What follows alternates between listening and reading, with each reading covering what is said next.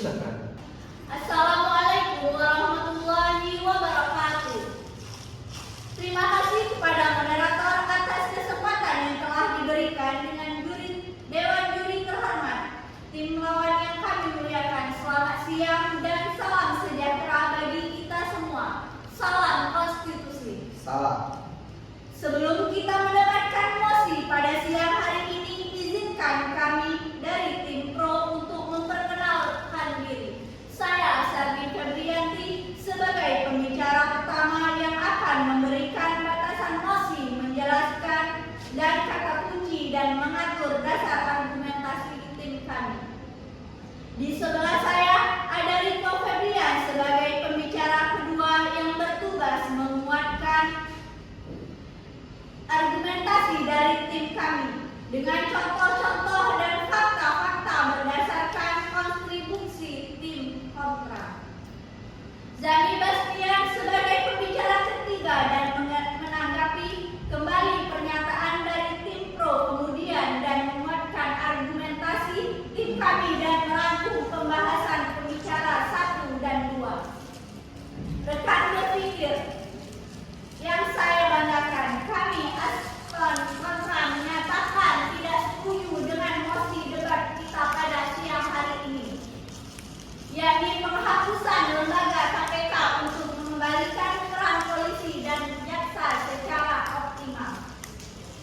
Ada dua kunci menjadi dasar tim kontra. Yang pertama, potensi pembatasan hak pihak kontra seiring argumen bahwa putusan yang dirugikan untuk mengajukan atau upaya hukum. Lanjutan mereka mendapatkan bahwa semua putusan terutama yang berhubungan dengan hak politik seharusnya dapat diuji kembali di pengadilan atau lembaga peradilan yang lebih tinggi. Yang kedua, mekanisme pengawasan.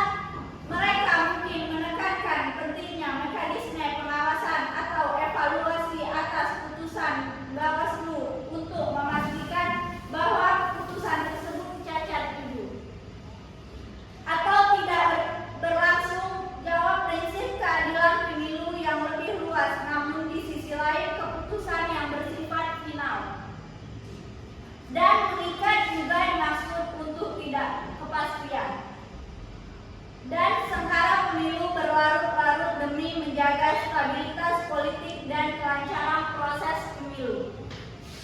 Saya selaku pembicara pertama dengan tegas menyatakan kembali bahwa saya tidak setuju dengan mosi debat kita pada hari ini dengan berbagai argumentasi yang sudah saya paparkan, dan sekian, terima kasih. Wassalamualaikum warahmatullahi wabarakatuh. Baik, kita lanjuti ke pembicara kedua. Waktu 5 menit dimulai dari Anda berbicara. Oke. Baik, terima kasih kepada pembicara satu yang telah memaparkan argumen awal mengenai pentingnya penghapusan KPK demi mengoptimalkan peran polisi dan kejaksaan. Saya akan melanjutkan dengan beberapa aspek tambahan yang memperkuat argumen tersebut. Yang pertama, kita harus mempertimbangkan bahwa KPK sering kali dianggap melakukan tindakan yang melebihi kewenangan atau bahkan melangkahi aturan prosedural yang ada. Kewenangan besar yang diberikan kepada KPK tanpa pengawasan yang memadai dapat menciptakan ketidakadilan dalam penanganan kasus korupsi. Hal ini bukan berarti bahwa KPK tidak melakukan tugasnya dengan baik. Namun sistem yang terpusat pada satu lembaga yang menyebabkan munculnya potensi penyalahgunaan kekuasaan. Dan yang kedua, keberadaan KPK selama ini tidak sepenuhnya memperbaiki persepsi publik terhadap integritas lembaga penegak hukum. Banyak pihak yang menganggap bahwa hanya KPK yang bisa diandalkan untuk menangani korupsi, sementara Polri dan Kejaksaan terkesan tidak berfungsi optimal. Ini merupakan persepsi yang keliru bagi kami. Pemberantasan korupsi harus menjadikan tanggung jawab bersama, bukan hanya satu lembaga.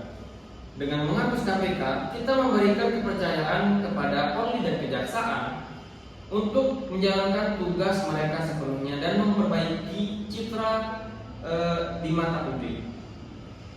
Mari kita lihat dari sisi keadilan sistem hukum. KPK saat ini hanya bisa menangani kasus korupsi yang melibatkan nominal besar atau pejabat-pejabat tertentu. Sementara kasus korupsi skala kecil tidak masuk dalam yurisdiksi mereka. Hal ini bisa menyebabkan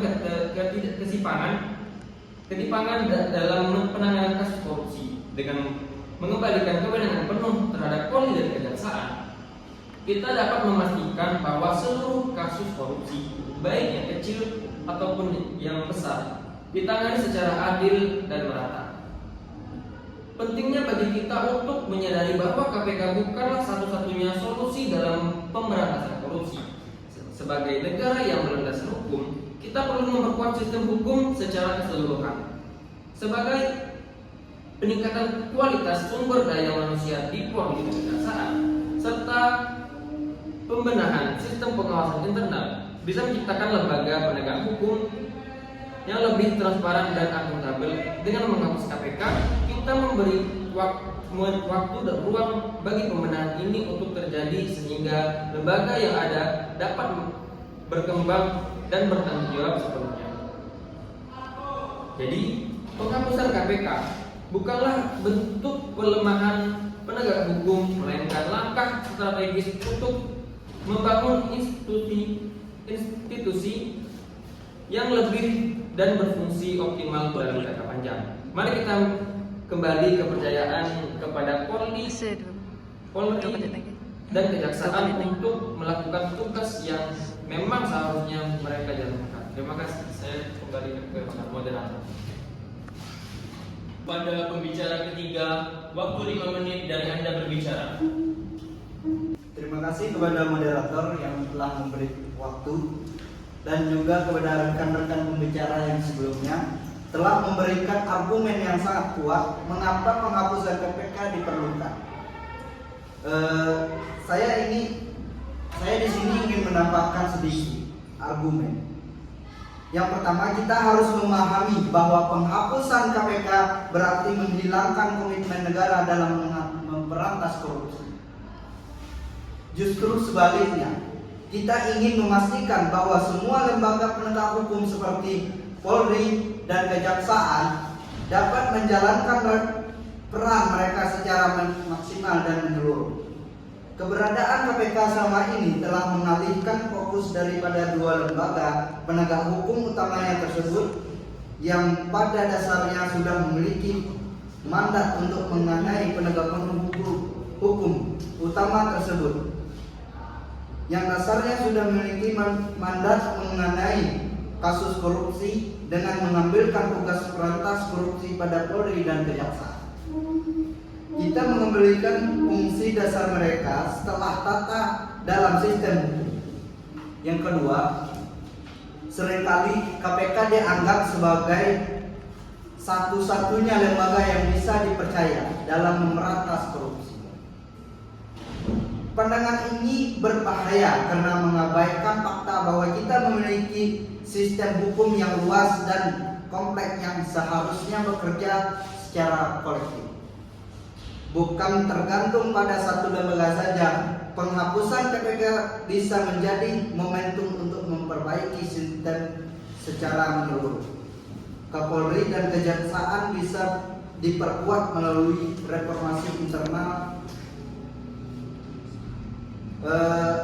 Kita lanjut yang ketiga.